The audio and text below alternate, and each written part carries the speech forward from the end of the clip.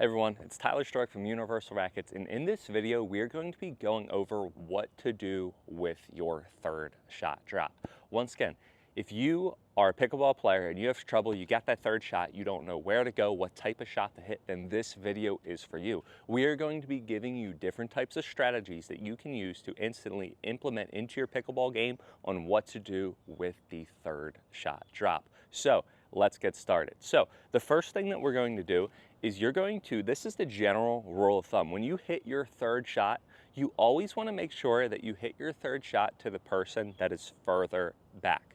Once again, the best strategy that you can use for a third shot is to always hit the ball to the person that is furthest back. The reason why is because the closer you are up to the kitchen, the easier it is to be aggressive and win the point. The further back you are to the baseline, the more difficult it is to be aggressive and hit an offensive shot.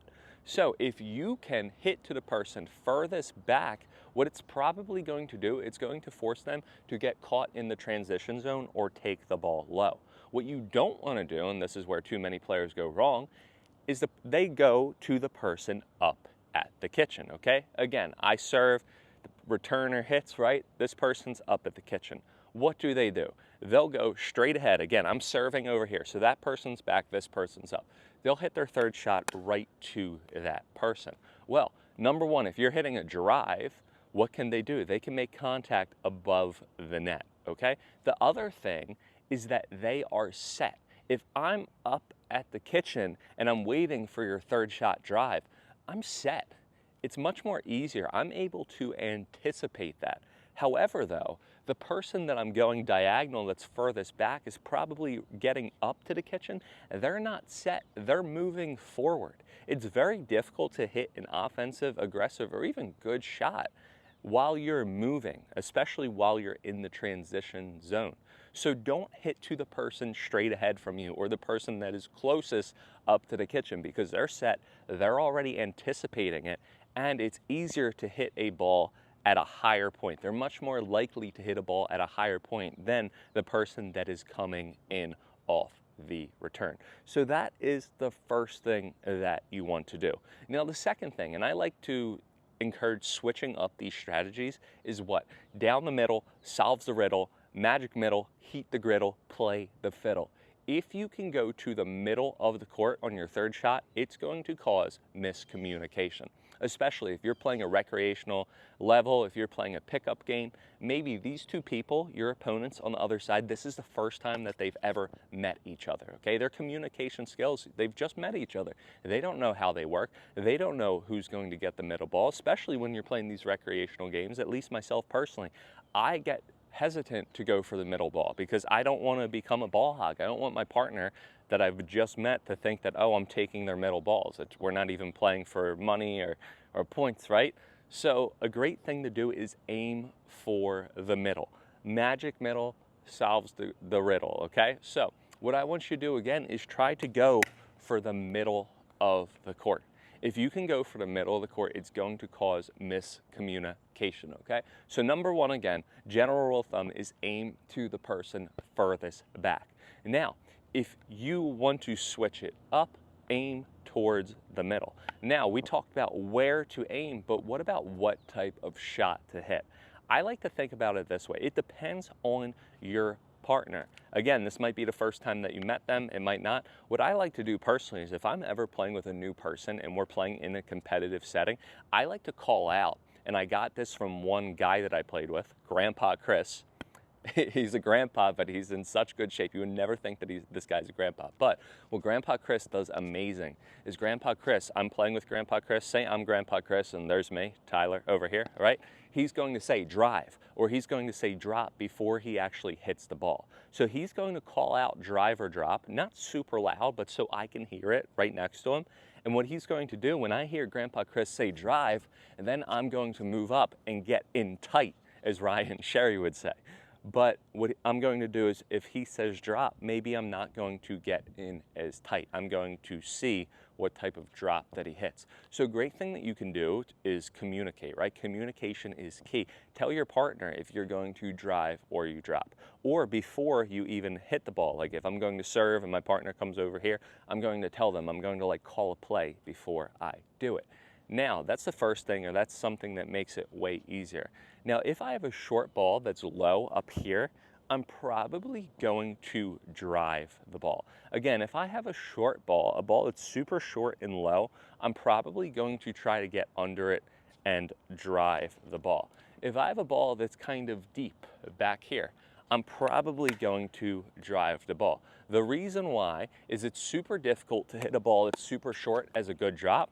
As well, it's super difficult to hit a ball that is deep coming back at you and hit a successful drop. So the general rule of thumb is if the ball is super short or if the ball is super deep, I want you to take a drive. Now, if you have a ball where you're set, if you have a ball in front of you up at the baseline around here, then I want you to try to take a drop.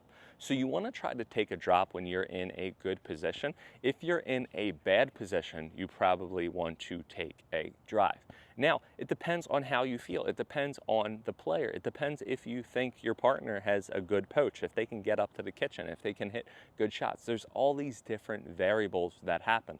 And what I mean by this is if I know my partner and what a poach is again, so they hit their third shot, I'm coming in, they hit their drive, and then I come in and I put it away. If I know that I have a really good partner that's active, can move, can poach, I'm going to drive the ball every single time.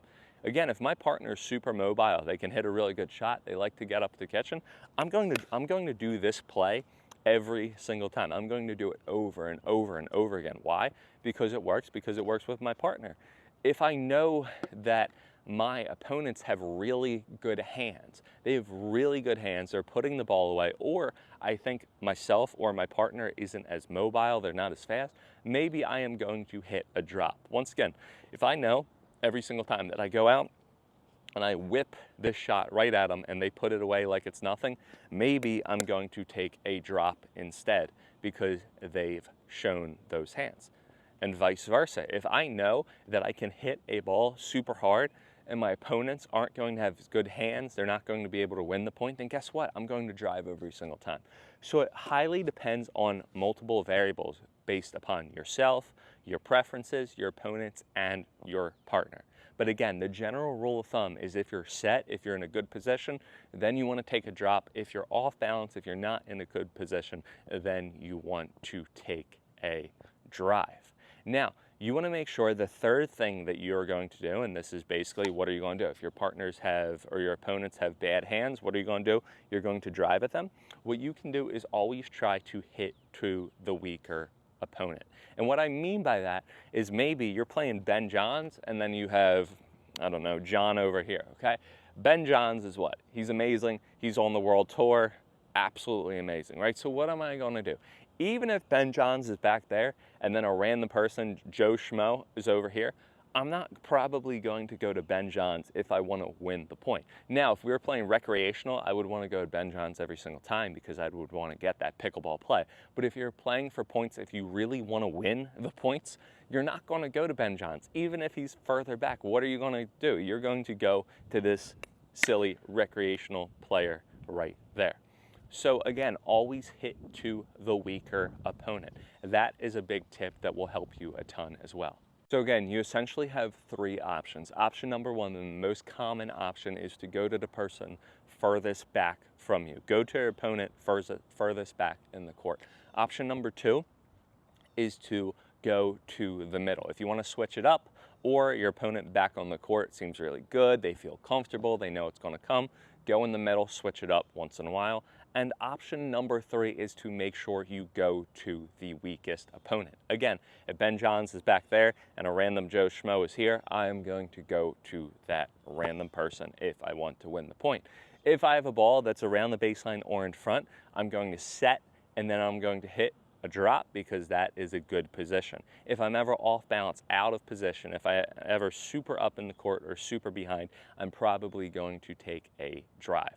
So again, whenever you're set, you feel good, then you'll go for a drop. Whenever you're off balance, or you have the intention, because you know your opponent's hands aren't that good, you know that your partner's hands or poaching is really good, then you might take a drive.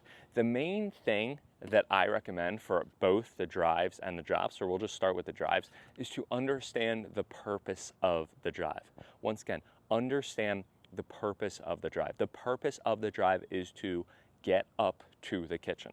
The purpose of the drive is to get a short reply.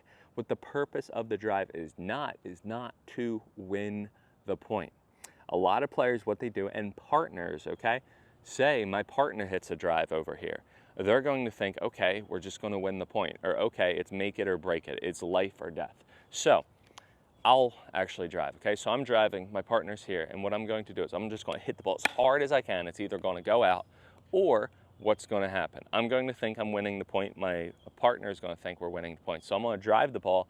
Then my opponent, they're going to touch it, and then they're going to hit it back short. And then we're going to run up, and we're going to be like, I can't get to that ball. That was too good, or I'm too fast, I'm not fit enough, I'm too old, I can't get to the ball.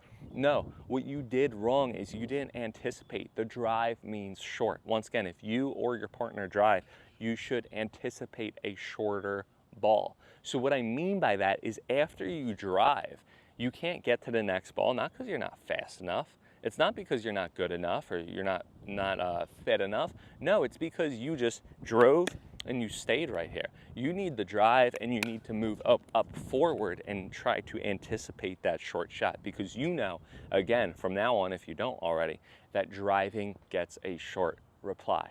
Now, when you hit the drop, it's the same thing, and this is where I go wrong personally for my drops, right?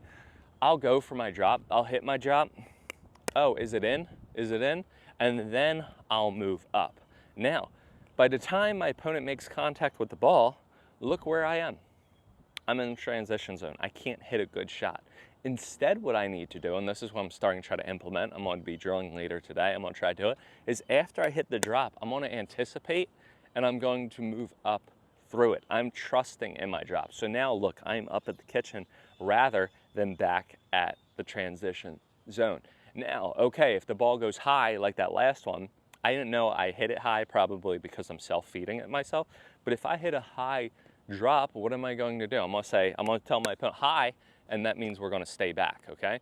So any other time, unless you shout out high, then you're going to move up after you hit your drop. You're going to trust in your drop and keep on moving forward. Again, if you pop it up, say high or up, right? So you know, and you can tell your partner to stay back, because if you pop up a super high drop, you don't want to just run up, because then you would lose the point because your opponent is hitting down on the ball. Now, I hope you enjoyed this video. I hope you learned all these different types of variations. The last thing that I want to leave you with is to go with your first instinct. Yes, once again, you want to make sure, regardless of what shot you hit, even if you're hitting a behind the back drop, whatever it's called, you are going to go with your first shot.